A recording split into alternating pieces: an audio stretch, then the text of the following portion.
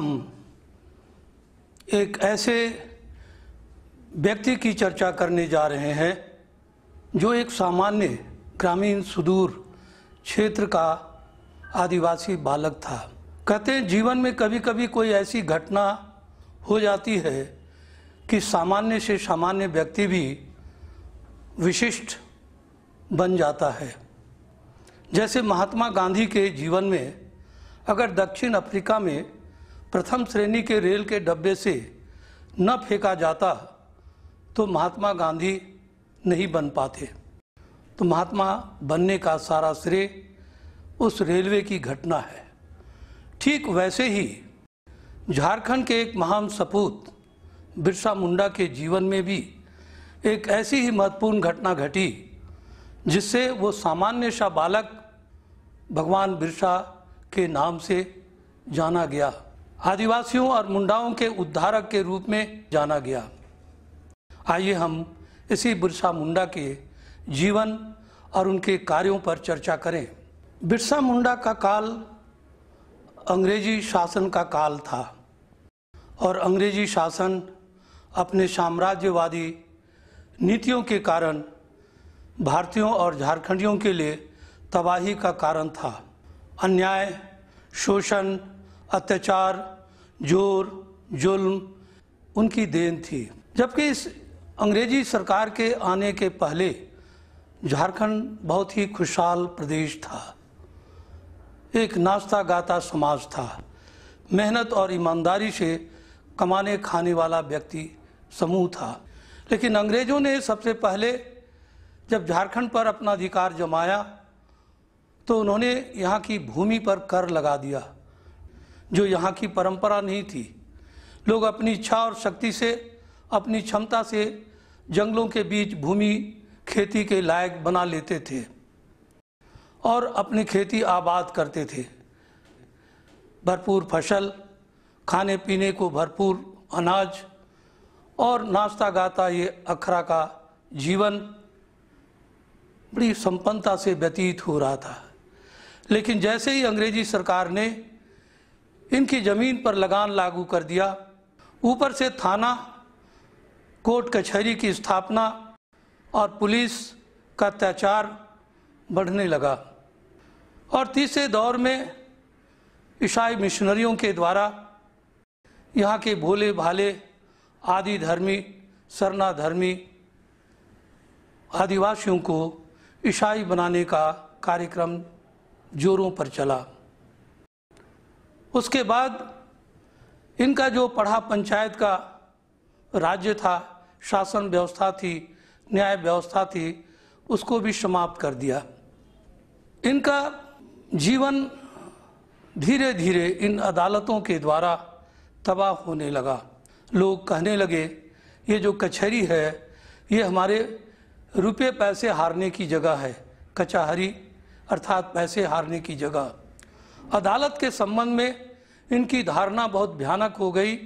इसके बारे में वो कहा करते थे, अदालत के ये 4 अक्षर अ माने आओ, द माने दाखिल करो, ल माने लड़ो और त माने तबाह हो जाओ।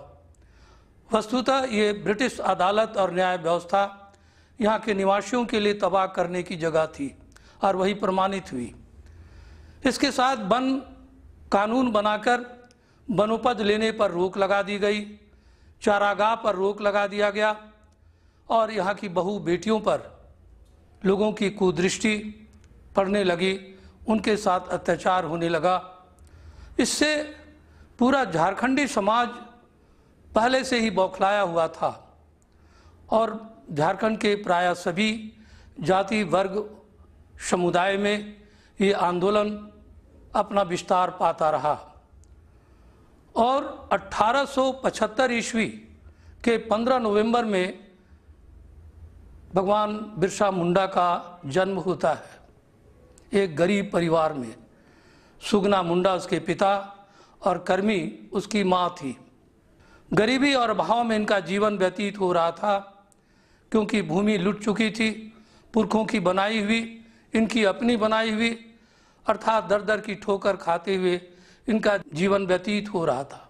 इसी समय ईसाई धर्म प्रचार करने वालों ने इनको अपने धर्म में परिवर्तित किया और सुगना का नाम मसीदास और बिरसा का नाम दाऊद बिरसा रखा। सुगना मुंडा को धर्म प्रचारक बनाया गया और 1 वर्ष की अवस्था में इसका बपतिस्मा लिया गया, अर्थात ईसाई धर्म में दीक्षित किया गया। 6 वर्ष की अवस्था में ये बामनी के प्राथमिक स्कूल में पढ़ने गए और वहाँ 2 साल तक पढ़ते रहे। इसके बाद गरीबी और अभाव के कारण बिरसा मुंडा को अपनी मौसी जौनी के यहाँ बकरी चराने का काम मिला और वहाँ बकरी चराते हुए कभी वो बांसुरी बजाता, कभी टोहिला बजाता और बालू को समतल करके लिखने पढ़ने का अभ्यास करता। इस क्रम में उसकी बकरियां किसी की खेत चर जाया करती थी। नतीजा होता कि बिरसा को सजा भी भुगतनी पड़ती थी। फिर वहाँ से वो निकल पड़ा और 10 साल बुर्जू मिशन के गिरजाघर में वो काम किया और 16 साल की उम्र में वो आगे की पढ़ाई के लिए Chaibasa German mission middle school में दाखिला लिया और वहाँ धीरे धीरे ईसाई मिशनरियों के जीवन, उनकी शैली, उनके धर्म, ईसा मसीह के जीवन चरित्र, उनके सुसमाचारों से वो पूरी तरह परिचित हुए। एक दिन बिरसा मुंडा के क्लास में पादरी नोत्रोत ने पढ़ाते हुए ये कहा कि अगर ये मुंडा लोग ईसाई धर्म को स्वीकार कर लें और अपनी पहनई जमीन और सरना स्थल को अगर ईसाई धर्म के गिरजा बनाने के लिए दे दिया जाए तो मुंडाओं को स्वर्ग का सुख मिलेगा। बिरसा मुंडा को बड़ा आश्चर्य लगा कि क्या स्वर्ग का सुख पाने के लिए हमारी पहनई की जमीन और सरना जो पूजा स्थल उसको छोड़कर दूसरा विकल्प नहीं हो सकता है क्या? एक सवाल उसके दिमाग में बैठता जा रहा था। क्योंकि वह 16 साल का हो गया था, मिडिल स्कूल पढ़ लेना उस समय बहुत बड़ी बात थी और वो समझदार और तेज और सुदर्शन युवक था। पढ़ाई में भी पीछे नहीं था, हर चीज़ को बड़ी गंभीरता से सोचता और समझता था। एक दिन और पादरी नोत्रोत ने बिरसा मुंडा के क्लास में एक ऐसी बात कह दी जिसकी चर्चा मैंने शुरू में की। वो विशेष घटना बिरसा के जीवन में क्रांतिकारी परिवर्तन लाया और वो प्रसंग था कि पढ़ाते पढ़ाते पादरी नोत्रोत ने बिरसा के क्लास में कहा कि मुंडा सरदार लोग बेईमान होते हैं। अपने गुरु पादरी नोत्रोत के इस टिप्पणी पर कि मुंडा सरदार लोग बेईमान होते हैं, वह चुप नहीं बैठा, सीधे खड़ा हो गया और प्रतिरोध व्यक्त किया। कहा कि गुरुजी, मुंडा लोग तो ये भी नहीं जानते कि बेईमानी क्या होती है और आप उसे बेईमान कह रहे हैं। आप हमें बताइए कि इन मुंडाओं ने किसकी जमीन लूटी, किसका धन लूटा, किसका धर्म लूटा, किसका राज लूटा, किसकी इज्जत लूटी, किसका जंगल लूटा, जो आप मुंडाओं को बेईमान कह रहे हैं। पादरी नोत्रोत सोच नहीं सका था कि हमारा विद्यार्थी हमारा ही प्रतिरोध कर बैठेगा। जैसे ही उसने कहा कि हमारा धर्म आपने लूट लिया, वैसे ही पादरी नोत्रोत ने कहा, तुम्हारा धर्म क्या है? कौन सा तुम्हारा धर्म है? कौन सा तुम्हारा धर्म ग्रंथ है? कौन सा तुम्हारा मसीहा या नियामक या उसका संस्थापक या पैगंबर या अवतार है जो तुम अपना धर्म कहते हो? तो जब तक उसका धर्म ग्रंथ ना हो, उसका मसीहा ना हो, उसका संस्थापक ना हो, वो धर्म नहीं हो सकता। बिरसा मुंडा को ये बात बहुत खल गई। उसने तुरंत प्रतिवाद में कहा, मैं हूँ वीर ईसा, मैं अपने धर्म का नियामक हूँ। मैं अपना मुंडाओं का एक नया धर्म चलाऊंगा और दिखलाऊंगा कि मुंडाओं का धर्म क्या होता है। और इस तरह से प्रतिवाद के कारण पादरी नोत्रोत ने बिरसा मुंडा को अपने विद्यालय से निकाल दिया और वहाँ से निकाले जाने के बाद बिरसा पूरी तरह ईसाई धर्म को त्याग चुका था। स्कूल की पढ़ाई छोड़ दी। चाईबासा मिडिल स्कूल से निकलकर वह सीधे बामनी चला आया, जहाँ उसका गुरु आनंद पनारे के पास गया और 2 साल तक उसका शिष्य बना रहा। और इन 2 वर्षों में उसने रामायण, महाभारत और जड़ी बूटियों के द्वारा इलाज सीखा। उसने ईसा मसीह के जीवन से भी बहुत प्रभावित हुआ था। उसके आधार पर ईसा मसीह के जिस तरह 12 चेले थे, वैसे ही बिरसा मुंडा ने अपने चेले बनाए।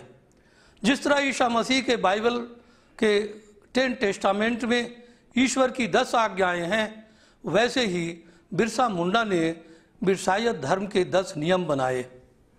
और उन 10 नियमों में भी लगभग वैसे ही हैं जो धर्म को सुधार और अंधविश्वास को दूर करने वाले सिद्धांत हैं, जिसमें कुछ सिद्धांत की बातें यहाँ रखना उचित होगा। एक तो एक ईश्वर को मानो, सिंह बोंगा को, बाकी देव भूत की पूजा मत करो, और किसी जीव की बलि और हड़िया का तपान या अर्घ्य मत दो, नशा पान ना करो, मांस मछली मदिरा का सेवन ना करो, जनेऊ धारण करो, घर के आंगन में तुलसी का पौधा लगाओ, हमेशा सच बोलो, सादे से जीवन जियो, सबके कल्याण करो, किसी को कष्ट मत पहुंचाओ, धोखा मत दो, चोरी मत करो, बेईमानी मत करो, सादगी से अपना जीवन व्यतीत करो।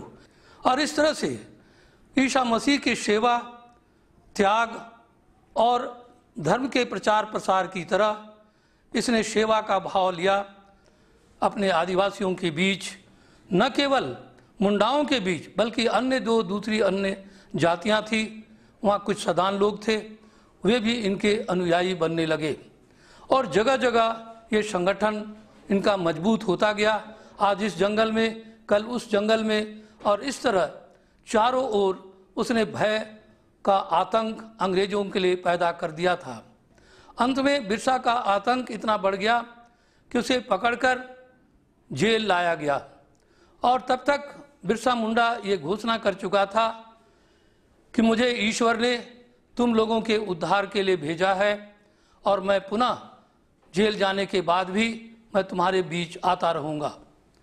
और सचमुच जिस समय रांची जेल में उनको लाया गया, पहली बार इतनी जोर की आंधी पानी पड़ी कि वो मिट्टी की जेल की दीवार प्रारंभिक समय की धंस गई और लोगों को लगा कि ये बिरसा मुंडा जो हमारा भगवान हो गया है, उसका करिश्मा है। फिर वहाँ से उसे हजारीबाग जेल में भेज दिया गया और हजारीबाग जेल में 2 साल के कठिन कारावास के बाद महारानी विक्टोरिया की जुबली में उसे छोड़ दिया गया। जेल से निकलने के बाद इसका प्रभाव लोगों पर और ज़्यादा होने लगा। लोग अपने इस नए भगवान को देखने के लिए दूर दूर से आने लगे। हजारों लोग बिरसा धर्म में दीक्षित होने लगे और उसके साथ अंग्रेजों के लिए ये तबाही का कारण बनने लगे। मिशनरियों पर, गिरजाघरों पर, थाने में आग लगाने का काम शुरू किया और दूसरी ओर अंग्रेज इसके ऊपर 500 रुपये का इनाम घोषित किया, एक बंदूक देने की बात की। और इस तरह से कुछ लोभी लालची मुंडा लोग 7 की संख्या में बिरसा मुंडा को जिंदा या मुर्दा पकड़ने के लिए पीछे लग गए। और रोगतो गांव के जंगल के बीच जब वह दिन भर थक कर रात्रि में विश्राम कर रहा था, जब नींद में खर्राटे की आवाज़ आने लगी तो ये पकड़ने वाले लोग जो 7 मुंडा थे, उन्हें लगा कि अब बिरसा मुंडा पूरी तरह सो गया है, तो उसे खाट समेत रस्सी से बांधकर रातों रात बनगांव लाया गया और बनगांव में अंग्रेजों के हवाले कर दिया गया। उसे हथकड़ी और बेड़ी पहनाकर बनगांव से खूंटी होते हुए उसे रांची लाया गया और रांची जेल में बंद कर दिया गया। और इस तरह से WJ कुटुस के अदालत में इसका मुकदमा नाम मात्र का चला। इसी बीच जेल वालों ने बिरसा मुंडा को जहर देकर मार दिया और घोषणा कर दी कि यह हैजा से मर गया। जबकि उस समय जेल में सिर्फ बिरसा मुंडा को छोड़कर किसी को भी हैजा की कोई शिकायत नहीं थी और हैजा जब भी होता है तो अकेले नहीं, वो समूह में होता है। और उस रातों रात डिस्लरी पुल के पास जला दिया जाता है गोईठे की आग से, आधा अधूरा, और उसे धकेल दिया जाता है उस नदी में। और उसके घर वाले तक को उसकी लाश नहीं दी जाती है। इस तरह से बिरसा मुंडा का ये जो आंदोलन है वो रुका नहीं, उनके चेलों ने इसको और आगे बढ़ाया। बिरसायत धर्म आज भी फल फूल रहा है। वे सादगी से जीवन जीते हैं और बिरसा मुंडा को अपना भगवान मानकर आज भी इसकी पूजा अर्चना करते हैं और सादगी से जीवन जीते हैं। जिस सादगी और अहिंसा की बात महात्मा गांधी करते हैं वो बिरसायत पहले से ही करते रहे हैं। इसी तरह संथाल समाज में जो सफा होड़ है वे भी बिरसायत की तरह अहिंसा धर्म और सत्य के रास्ते पर चलने वाले। उसी तरह टाना भगत जो उरांव के थे वे भी सत्य और अहिंसा के रास्ते पर चलने वाले थे और महात्मा गांधी के प्रभाव में आकर उनके सदा के लिए अनुयायी बन गए। बिरसा मुंडा ने अपने जीवन में एक सबसे बड़ा आंदोलन खड़ा किया और वो आंदोलन का नाम था अबुआ दिशुम अबुआ राज। कहने का तात्पर्य अबुआ माने हमारा, दिशुम माने देश, हमारा देश हमारा राज। बिरसा मुंडा आज जन जन के सबसे अधिक लोकप्रिय क्रांतिकारी शहीद माने जाते हैं और इनके बताए रास्ते पर लोग चलने के लिए अपने जीवन को समर्पित कर देते हैं। इस तरह संपूर्ण जीवन बिरसा मुंडा का आंदोलन चलता रहा और ये 25 साल का युवक अपने आप में वो महान कार्य कर दिखाया जो बड़े बुजुर्ग भी नहीं कर पाए। और आज बिरसा मुंडा को हम अनेक रूपों में जानते हैं।